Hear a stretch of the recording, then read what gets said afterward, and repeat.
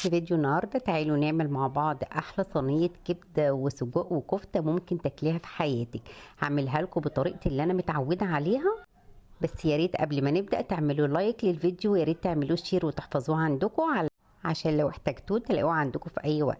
اول حاجه هنحط صينيه على النار تسخن كده، وبعد كده هننزل فيها بكام قطعه كده من الليه. عايزه اقول لكم ان الليه بتدي الصينيه بتاعتنا دي طعم خطير خطير خطير، وتهدي بقى عليها النار كده لعند ما الليه تسيح معاكي زي ما هو واضح قدامك كده بالظبط.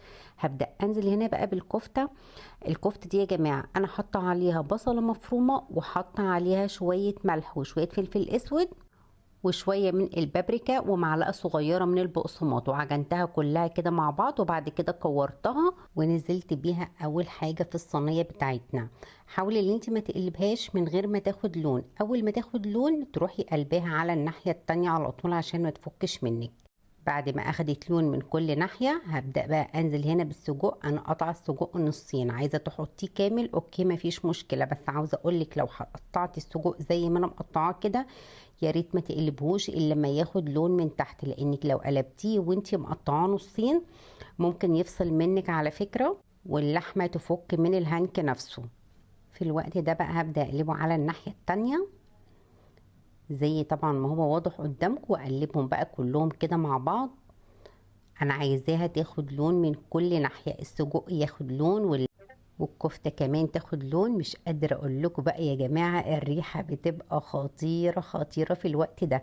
ريحه بقى التتبيله بتاعه السجق مع ريحه الكفته كمان ده بقى ما اقولكوش بقى بيشربوا كده من بعض، وبتبقى خطيره خطيره خطيره. اول بقى ما يبداوا يستووا معايا هبدا انزل بقى بالكبده. الكبده اصلا ما بتاخدش وقت خالص يا جماعه، علشان كده بننزلها اخر حاجه. معايا هنا بقى معلقه كبيره من الثوم على الفلفل، ضرباهم مع بعض كده في الكبه، هشوحهم كده مع بعض. عاوزه اقول لكم إيه، لو انتوا ما بتحبوش طعم الكبده مع الكفته ومع كمان السجق، طبعا انا عندي بنتي ما بتحبش الكبده اصلا، فعشان كده انا عامله لها طاسه لوحدها كفته مع سجق بس. هنزل بقى بنص معلقه صغيره من الكمون، ونص معلقه صغيره من الفلفل الاسود، ونص معلقه صغيره من الكزبره، وهظبط طبعا الملح.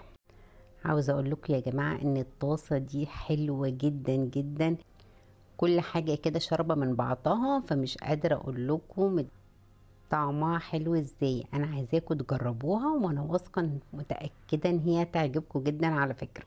اخر حاجه بقى هقطع قرن فلفل سبايسي، لو عايزه تستغني عنه مفيش مشكله خالص. وهنزل بقى هنا بعصير ليمونه، بتديها برضو طعم حلو جدا ومزازه حلوه جدا. وفي الوقت ده كده خلاص هقفل عليها. عاوزه اقولك كمان انك لو عايزه تحطي لها بصل شرايح تقدري تحطي لها بصل بعد ما تحطي الكفته على طول مفيش مشكله، لكن انا بصراحه بحبها بالثوم والفلفل بس يا جماعه.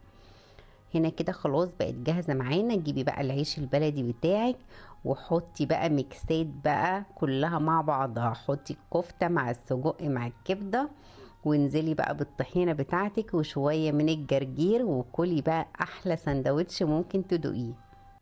وما ننساش طبعا عصرة الليمون اللي بتنقل السندوتش في حتة تانية. يا ريت بقى لو عجبتكم وصفة النهاردة متنسوش تعملوا لايك للفيديو، لو مش مشتركين معانا في الصفحة يا ريت تشتركوا علشان يوصل لكم كل جديد.